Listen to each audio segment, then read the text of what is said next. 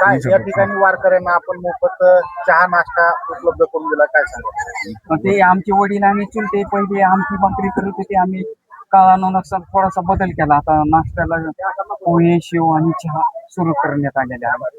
किती वर्षापासून हा ही उपक्रम? साधारण 10 वर्षापासून केलंय चालू. इथून पुढे बी असंच अखंड सेवा करते. आमचे भाजप शहर अध्यक्ष रामभाऊ ढाणे हे कार्यरत पुढे चालू ठेवतील.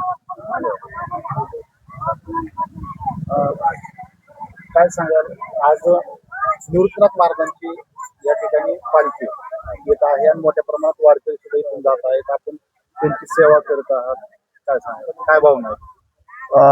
वारकरीची सेवा केल्यावर आम्हाला आमच्या ढाणे परिवाराला समाधान वाटतं आणि एका प्रकारचा आनंद होतो आणि आम्ही सगळी आमची भाऊकी सगळी एकत्र येऊन त्यांची सेवा करतो आजचे दिवस. आज वर्षातून कुठेतरी एक दिवस या ठिकाणी आपली वारकऱ्यांची म्हणजे निवृत्तीनाथ महाराजांच्या पालखीची या ठिकाणी सेवा करतात आणि किती प्रमाणात या ठिकाणी आपण अन्नदान केलेलं आहे? आम्ही साधारण 15,000 ते 25,000 लोकांचं अन्नदान केलं. 500 किलो पोहे आणले होते आणि एक 300-350 लिटर दूध आणलं होतं.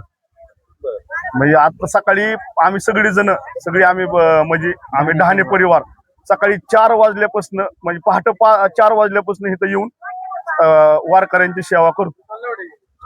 भाऊ, तर आपण करमाळा तालुक्यामध्ये श्रीराम प्रतिष्ठानच्या माध्यमातून गोरगरीब जनता असेल किंवा विद्यार्थी वर्ग असेल यांना मोठ्या प्रमाणात अन्नदान करतात किंवा त्यांची आता ही वारीचं एक निमित्त आहे, परंतु सातत्याने आपण इतरांची सेवा करताय, काय सांगायला? रामभाऊ ढाणे यांनी सांगितलं की आम्ही सेवा करतो, ते सुद्धा तुमचे सहकार्य आहे. आज निवृत्तीनाथाच्या दिंडीच्या निमित्तानं करमाळा शहरात भक्तिमय वातावरण आहे. म्हणजे रायगाववरनं दिंडी येताना रामभाऊ ढाणे परिवाराने गेल्या सातत्याने 10-12 वर्षापासून सकाळी नाश्त्याची सोय असेल, चहाची सोय असेल, किमान 20-25 हजार लोकांना सहकुटुंब म्हणजे त्यांच्या कुटुंबातली सगळी माणसं लहान थोरापासून सगळे कंटिन्यू राबून त्यांचे नातेवाईक गल्लीतले सगळे सहकारी कंटिन्यू राबतात. पहाटे 4 वाजल्यापासून सकाळी 10 वाजल्यापासून म्हणजे त्यांना नाश्ता देणे, चहा देणे, पाणी देणं यात समाधान मानतात. कारण वारकऱ्यांची सेवा केल्यावर त्यांचे कुटुंब त्यांचं स्थैर्य लाभतंय, मानसिक समाधान येतंय. ह्या उद्देशाने ते करतात. खरंच करमाळ्यात निवृत्तीनाथाच्या दिंडीच्या माध्यमातून शहरात एक भक्तिमय वातावरण होतं. किमान 40-50 हजार लोक म्हणजे आज लोकांना सगळ्याला वाटतं की आज पंढरपूर झाल्यासारखं वाटतं. लोकांना सेवा द्यायची संधी मिळते. 100% ढाणे परिवार असेल, शहरातले अनेक कुटुंब ह्या निवृत्तीनाथ महाराजांच्या पालखीचं स्वागत करतात, वेळोवेळी सगळ्या बाजूनी समाधान करतात. तर आपण ही एक निमित्त झालं वारीचं, परंतु आपण सातत्यानेच अशा प्रकारची सेवा, अन्नदानाची सेवा ही सातत्याने करत असतो. हिंदू धर्मात सगळ्यात श्रेष्ठ अन्नदान आहे. भुक्याला माणसाला योग्य वेळी जेवण देणं हे सगळ्यात मोठं श्रेष्ठ दान असतं.